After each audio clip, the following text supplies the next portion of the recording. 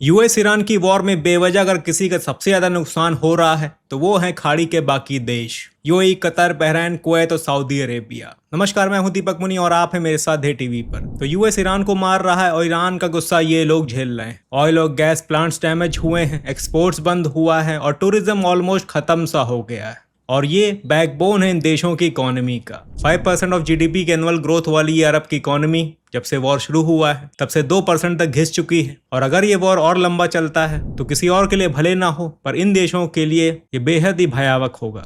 इधर यूएस और ईरान की वॉर आकर अटक गई है स्टेट ऑफ हॉर्मूज पर। यूएस चाहता है कि हॉर्मूज का स्टेटस वॉर शुरू होने से पहले जैसा हो, यानी कि जहाजों का आवागमन बिल्कुल फ्री हो। पर ईरान ऐसा नहीं चाहता है। ईरान अब चाहता है कि स्टेट ऑफ हॉर्मूज पर उसका कंट्रोल रहे और हर आने जाने वाले कमर्शियल शिप से ईरान ट्रांजिट फी वसूल करे। यूएस और यूरोपियन देशों को ये मंजूर नहीं है। इनका कहना है कि अगर स्टेट ऑफ हॉर्मूज पर टैक्स सिस्टम शुरू हो गया तो ये सिलसिला यही नहीं रुकेगा। दुनिया में जितने भी स्ट्रेट्स हैं सब पर नेबरिंग कंट्रीज कंट्रोल करके वसूली करना शुरू कर देंगी, जो ग्लोबल ट्रेड के लिए अच्छा नहीं होगा। इसलिए इस क्रम को रोकना है तो यहीं पर रोकना होगा। तो यूएस और यूरोपियन देश ईरान को स्टेट ऑफ हॉर्मूज पर किसी तरह का कोई कंट्रोल रखने देना नहीं चाहते। इसके लिए यूएस पूरा जोर लगा रहा है, पर ग्राउंड रियलिटीज ये हैं कि यूएस से कुछ हो नहीं पा रहा। ये लोग ईरान पर स्ट्राइक करते हैं, ईरान पलट कर अरब देशों पर मिसाइल गिराता है, अरब देशों का उधर भी नुकसान होता है और स्ट्रेट बंद होने की वजह से इधर भी नुकसान हो रहा है। अरब देशों के लिए वॉर बस तबाही ही लेकर आई है। देखिए, वॉर जब तक शुरू नहीं हुई थी तब तक इनके लिए ईरान एक एंटिसिपेटेड थ्रेट था।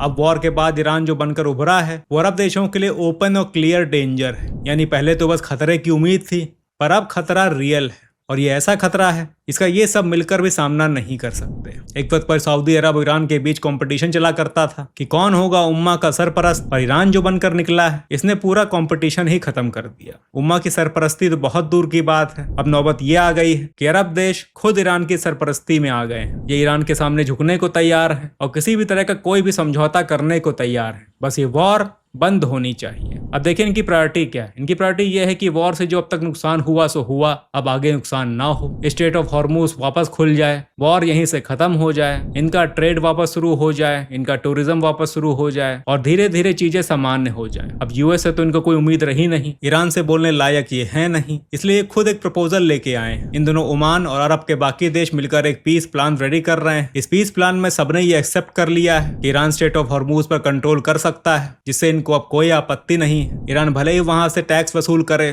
पर कम से कम ट्रेड तो शुरू हो जाए। इनका प्लान कुछ ऐसा है कि ईरान आने जाने वाले शिप से कंपलसरी पेमेंट नहीं लेगा, अपितु कोई भी शिप अपनी मर्जी से ईरान को कुछ दान दक्षिणा देना चाहता है तो दे सकता है। ये कुछ वैसा ही अरेंजमेंट है जैसा स्टेट ऑफ मलक्का पर है, जहां पर इंडोनेशिया, सिंगापुर और मलेशिया स्ट्रेट का रखरखाव करते हैं। वहां से आने जाने वाले शिप अपनी स्वेच्छा से दान पेटी में जो मर्जी होती है दान दक्षिणा डाल देते हैं। ये मासूम अरब के देश कुछ ऐसा ही अरेंजमेंट ईरान के साथ करना चाहते हैं। वैसे सुझाव तो अच्छा है, यूएस ईरान दोनों ही मान जाएं तो युद्ध यहीं समाप्त हो जाए। पर मेरे दोस्त, क्या ईरान मानेगा? ईरान ने तो 40 बिलियन एनुअल रेवेन्यू उठाने का प्लान बना रखा है स्टेट ऑफ हॉर्मूज से, और ये एनुअली 40 बिलियन मेरे ख्याल से कमर्शियल शिप्स के दान दक्षिणा से तो नहीं आएंगे। तो इन नटशेल ईरान से आप इतनी उदारता की उम्मीद नहीं रख सकते। ईरान अब पूरे डोमिनेंस में है, पूरे कंट्रोल में है। वो जो चाहेगा वो करेगा, वो जैसा चाहेगा वैसा टैक्स सिस्टम लेकर आएगा, उसे कोई नहीं रोक सकता सिवाय यूएस के। और जब तक यूएस के इंटरेस्ट में है तब तक मौका है सब कुछ फिक्स करने का, क्योंकि एक बार यूएस ने अपने इंटरेस्ट खत्म कर लिए तो अनंत काल तक पर्शियन गल्फ में